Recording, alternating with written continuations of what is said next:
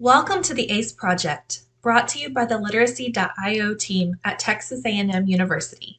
I'm your host, Ashley Stack, also known as Captain Comprehension. We are so excited you'll be joining us on this reading journey and hope you and your child enjoy this time together. So get comfy, rev up your brains, and get ready to think, because we are ready to help you become a comprehension detective. Hi, super readers. My name is Captain Comprehension, and I am here to guide you as you become a comprehension detective. Welcome to episode 36. This month, we're reading Our Tree Named Steve by Alan Zweibel. Friendship can be a strong bond. In our story today, we're going to read about the friendship one family forms with their tree, Steve. Let's find out how Steve supported his family and the effects of that friendship. Before we begin reading, let's go over some important vocabulary that will help us better understand the text. Our first word is adjusted. Adjusted means changed to new needs or uses. A synonym or word that means the same might be adapted or accommodated, and an antonym or opposite would be misadjusted or stayed the same. In Spanish, ajustar. Our second word is spared. Spared means saved from harm or damage. Synonyms or word that means the same would be saved, conserved, and preserved. Antonyms or opposites could be wasted or destroyed. In Spanish, ahorrar. Then we have the word overflowed. Overflowed means filled up and spread out. A synonym or word that means the same might be flooded, overfilled, spilled out. An antonym or opposite would be receded. In Spanish, rebosar. All right, detectives, it's time for us to pause those videos and answer a few questions about the vocabulary. To kick off your questions, text POD36, that's POD36, to 866-903-2545. The prefix over in the word overflowed helps the reader to understand that overflowed means A. Emptied, B. Without flooding, C. Receded, D. Flooded. Which word is an antonym for spared? A. Preserved, B. Destroyed, C. Saved, D. Rescued. All right, super readers, it's time for us to read the story. Dear kids, a long time ago, when you were little, Mom and I took you to where we wanted to build a house for us to live. But in order to build there, men had to come and clear the land. I remember there was one tree, however, that the three of you couldn't stop staring at. Adam thought it was crying. Lindsay said it looked nervous, and Sari, who was only 2 years old, couldn't pronounce the word tree and called it Steve. I love you, Steve, she kept saying. And then Adam and Lindsay started saying it. And before too long, Mom and I got the hint and asked the builder to please save Steve. The day we moved in, Steve was there to greet us. He quickly worked his way into our lives as a swing holder, target, third base, hiding place, jump rope turner, and whenever our dryer broke, he held our underwear with pride. Yes, right there in the center of our yard, this weird-looking tree grew to become the center of our outdoor life. Through all our barbecues, campouts, dance parties. Or when Adam and Lindsay started getting crushes on the Simon kids next door, Steve adjusted to our every need. And it wasn't always easy, standing tall through snowstorms in the winter. Or when Uncle Chester napped in the hammock couldn't possibly have been fun. Not to mention the time that the sewer overflowed and Steve sucked up all the smelly water, before it drowned Kirby. And then got so sick himself that the tree doctor had to give Steve a haircut that made him look like a big thumb. Through the years, Mom and I have tried to show you, in a world filled with strangers, the peace that comes with having things you can count on, and a safe place to return to after a hard day or a long trip. Which brings me to the point of this letter. Last week, a storm hit our area. And though we spared Steve's life a long time ago, this time we couldn't save him.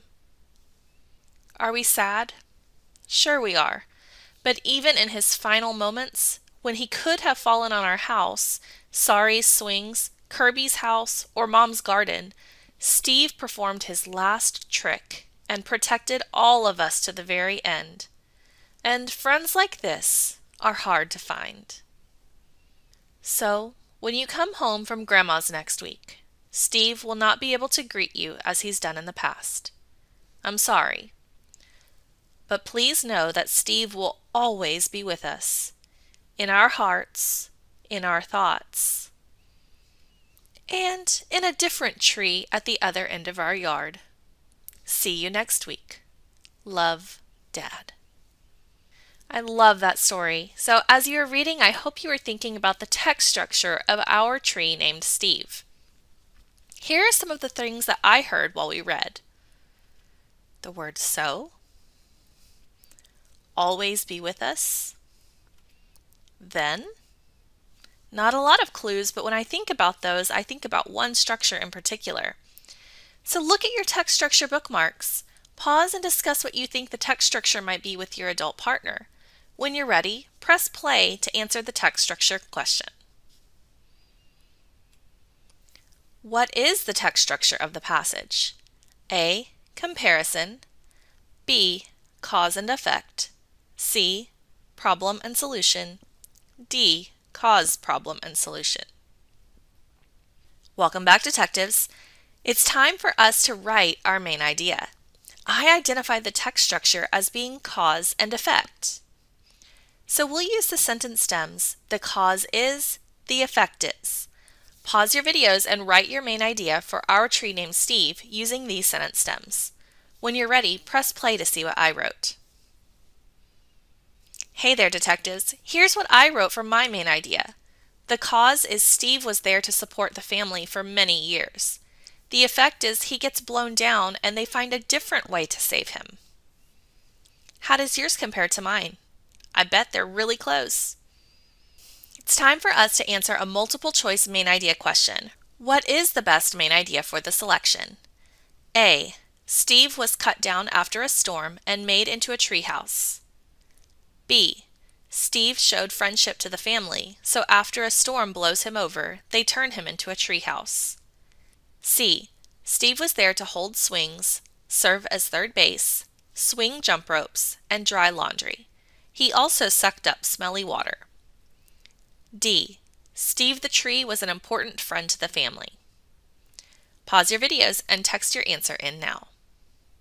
Welcome back. It's time for us to extend our main idea in order for us to write a summary. So when we think back, we said the main idea is the cause is Steve was there to support the family for many years. The effect is he gets blown down and they find a different way to save him. Think about some details you might add to the cause. How was Steve there to support the family? What about details for the effect? What was that way that they saved him? What did that mean to the family when he got blown down? Pause your videos and discuss with your adult partner what details you might add. When you're ready, press play to see what I wrote for mine.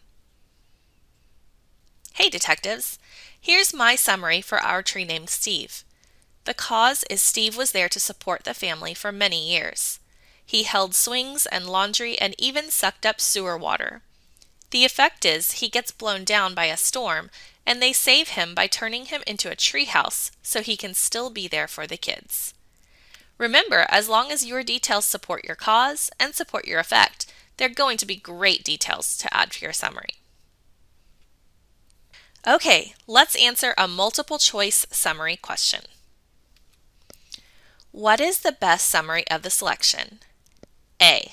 Steve was a good example of friendship, standing tall through snowstorms and supporting the family's needs.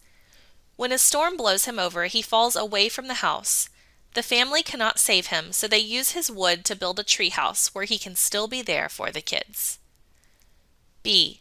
Steve got his name because Sari could not pronounce the word tree.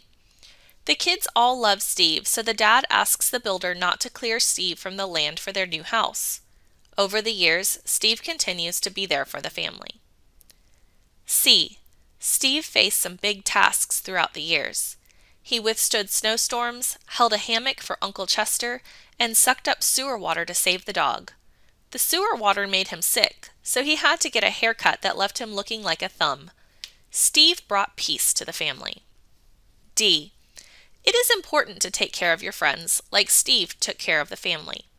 The family also took care of Steve, saving him from being cut down and getting him treated by a tree doctor when he got sick from sewer water.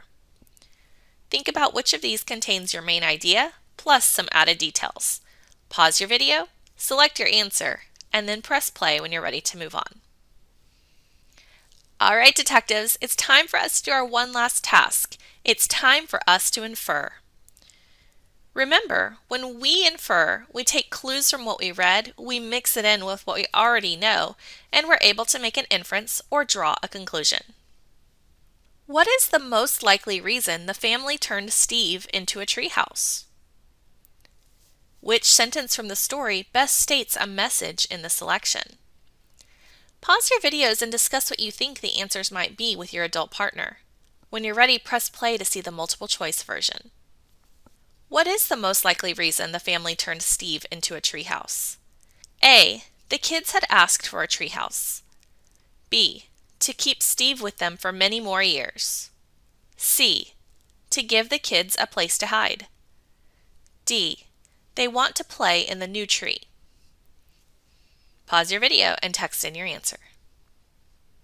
Which sentence best states a message in the selection? A.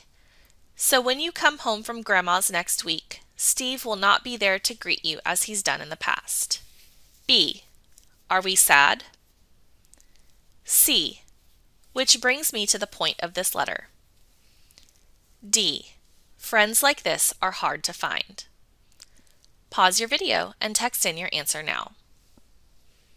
Thank you so much for joining us this week, Comprehension Detectives. I hope you enjoyed hearing about the power of friendship, even from a tree. I look forward to joining you again next month. Remember, we can all be super readers. This is Captain Comprehension, signing off.